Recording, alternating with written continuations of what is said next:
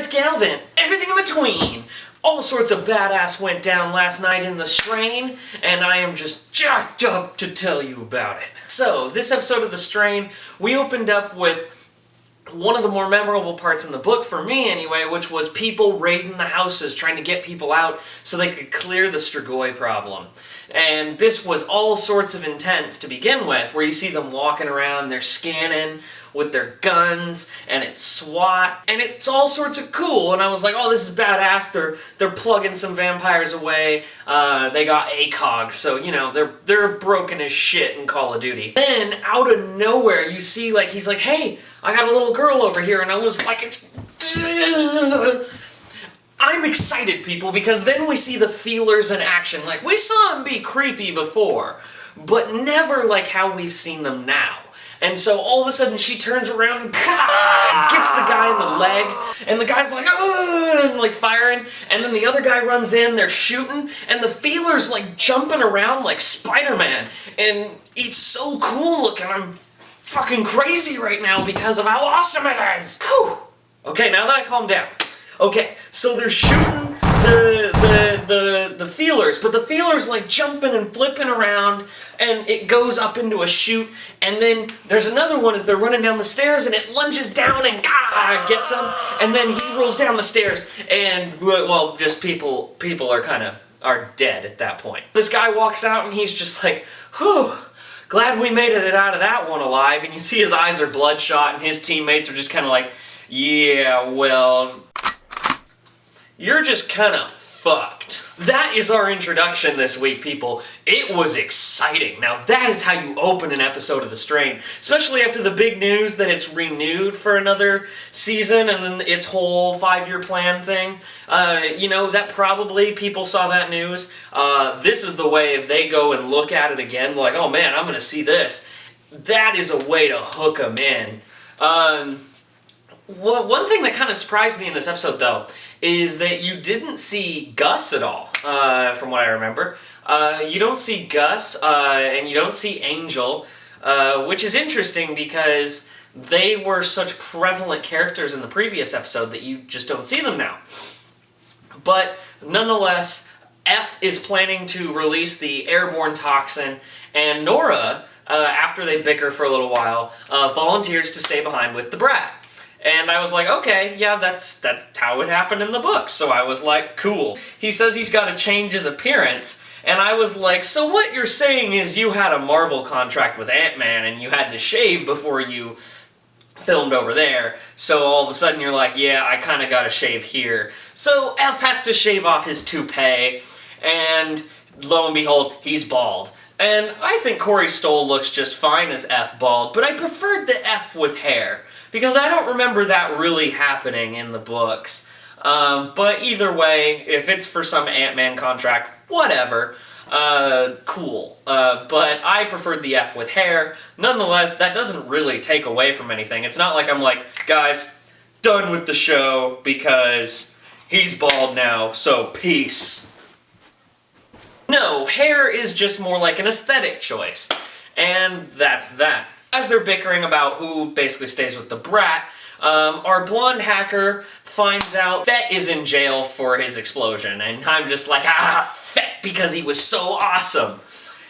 And so they go down to the jailhouse to get Fett out, and they basically, in exchange for Fett's release, Nora teaches the Control militia how to sense the vampires before they happen with the UV lights and seeing the worms and stuff. And this creates a really emotional scene where she's like, can you test one more person for me? And so she walks in and she tests her cousin. And the blonde lady from Atlas Shrugged, I don't know her name in this one though. That's really weird because normally I would remember. And it's her cousin, and she's basically been making people put them down and stuff if they're infected.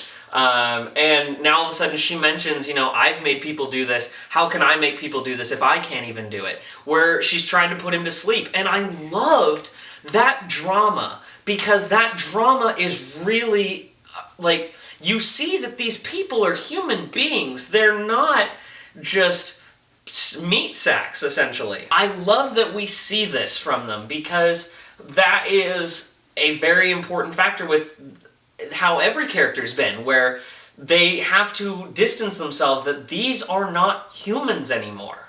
Okay, so, digressing. We go to the spot where Satrakian goes to those carjackers from season 1, and Satrakian, like, walks in there, and he's being all Satrakian-like, and he's like, I'm looking for a book, and they're kind of trying to corner him in, and he pulls his sword out, and he's like, if you do this, this is the mistake you're making. I'm like, Satrakian! So awesome! Satrakian is so cool! Anytime Satrakian opens his mouth and does anything awesome like that, gotta calm myself down there. Got a man crush on Satrakian. He's kind of awesome. Satrakian being all cool gets them to be like, okay, we'll take you seriously. Like any old guy with a sword who's like, you may shoot me, but I'll fuck your shit up. That is definitely going to be a respect gainer, because he's not afraid to die, because he's like, I take on vampires every day. You got anything on me, Cujo? They start taking him, and he's bribing them with valuables, and he's like, I just need this oxydolumin. He's like, I think I know a guy. So that concludes Satrakian's story for that day, which is sad, because I always want more Satrakian. But as they're getting Fett out, loved it. They had a comedic timing where they're like, oh man, he's in jail, what bad happens? And then all of a sudden you see him when he's in jail and he's playing cards with the rest of them. He's like, hey, I'll see you later, let's meet in a year. And I'm like, that's why we love Fett, is because everybody likes Fett. Except for that dude who punched him in the face, but then all of a sudden, like, they're like, are you aware that Fett's kind of awesome? And he sits there and he goes, no way, we can work together. Yes, yes, yes. We have Fett working with the SWAT people right now. And so they go out and they hunt these vampires down. He's like, here, let me show you how to kill them. See, silver. And it's like, it was like silver nail. Not impressive. And then all of a sudden, they see an open vent in one of the rooms, and Fett's like doing his exterminator stuff, and he's feeling around the walls, and then he starts attacking the wall, because there's one of the feelers inside of there, and I was like, Fett's about to go to toe-to-toe with a feeler, and he's just jamming rebar in the wall. It's so cool. And then he looks through it, and you know the jump scare's coming. And the jump scare happens, and they shoot the stinger through. She cuts down the vampire, and I love this scene because it's got that perfect blend of action and suspense. Like, they're not using action just to be an adrenaline rush. They're also using it as a tool for suspense, and you hardly ever see those two pair with each other to be action horror. Because you're still like, oh my god, be careful, Fett, and that's all cool.